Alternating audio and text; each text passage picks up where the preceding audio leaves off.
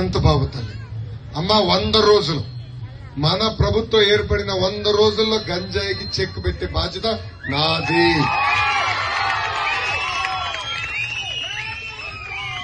వంద రోజుల్లో మేము చెక్క పెట్టబోతే నేను అసలు మొహం కూడా చూపించింది. ఏం తల్లి నేను భయపడుతున్నా తల్లి. ఈరోజు నాకు కూడా ఒక అబ్బాయి ఉన్నాడు. ఈరోజు దేవాంశ్ వయసు 9 సంవత్సరాలు. మీలాగా బాధితుల దగ్గర నుంచి చిన్నప్పుడు నాకు కూడా చాలా భయం వస్తుంది, బాధ కలుగుతుంది. ఇదే గాని నా బిడ్డకు జరిగితే ఎలా ఉంటుంది? నేను అదే ఆలోచిస్తాను. నా బిడ్డకు జరుగుతాను. నేను బ్రహ్మని పదే ఇది మాట్లాడుకుంటాను. ఇదేంటి ఇది గంజాయి ఎక్కడికంటే అక్కడికి వచ్చేసింది.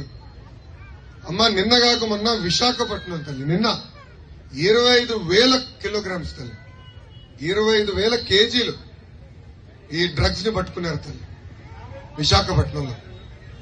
బాబు గారు ఉన్నప్పుడు ఏనాడైనా గంజాయి గురించి విన్నామా తల్లి? బాబు గారు ఉన్నప్పుడు ఏనాడైనా గంజాయి మన దరిదాపులు వచ్చేదా తల్లి? బాబు గారు ఏం చేసేవారంటే ఇదంతా ట్రైబల్ ఏరియాలో కొన్ని ప్రాంతాల్లో పండిస్తారు తల్లి.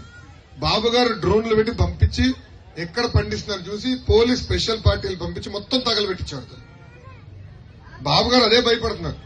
అన్నిటికీ నా దగ్గర పరిష్కారం ఉంది. గంజాయిని ఎట్లా మనం కంట్రోల్ చేయాలి. పంజాబ్ లో ఉడతా పంజాబ్ అని సినిమా ఉంది తల్లి. అమెజాన్ ప్రైమ్ లో ఉందనుకుంటా. అది చూడాలి ఒకసారి.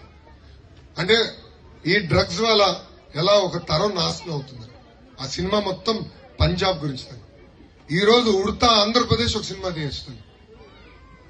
మీలాంటి ఎన్నో మంది కుటుంబాలు తల్లి. నిజంగా మిమ్మల్ని నేను అభినందిస్తున్నా. ధైర్యంగా నుంచుని మీరు మాట్లాడారు తల్లి.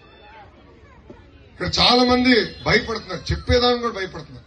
పక్కన వాళ్ళు ఏమంటారో అన్న భయంతో బతుకుతున్నారు. అది పోవాలి తల్లి సమాజం. ఇది కేవలం కుటుంబానికి సంబంధించింది కాదు, మొత్తం సమాజానికి సంబంధించిన విషయం. అందుకే అమ్మా చాలా ముక్క కంఠంతో చెప్తున్నా. మొదటి 100 రోజుల గంజాయికి నేను చెక్ పెడతాను. రీహాబిలిటేషన్ కేంద్రాలు ఏర్పాటు చేయాలి. గంజాయి ఒక్క నిమిషం. గంజాయి ఆప్తం ఒక భాగం, కానీ అది అలవాటైన పిల్లల్ని బయటికి తీసుకొస్తాం ఒక పెద్ద పరీక్ష తల్లి. దానికి రీహాబిలిటేషన్ కేంద్రాలు ఏర్పాటు చేయాలి. అది ప్రభుత్వం చేసే బాధ్యత మేము తీసుకుంటామని ఈ సభాముఖంగా నేను హామీ ఇస్తున్నా. ధైర్యంగా ఉంటాం.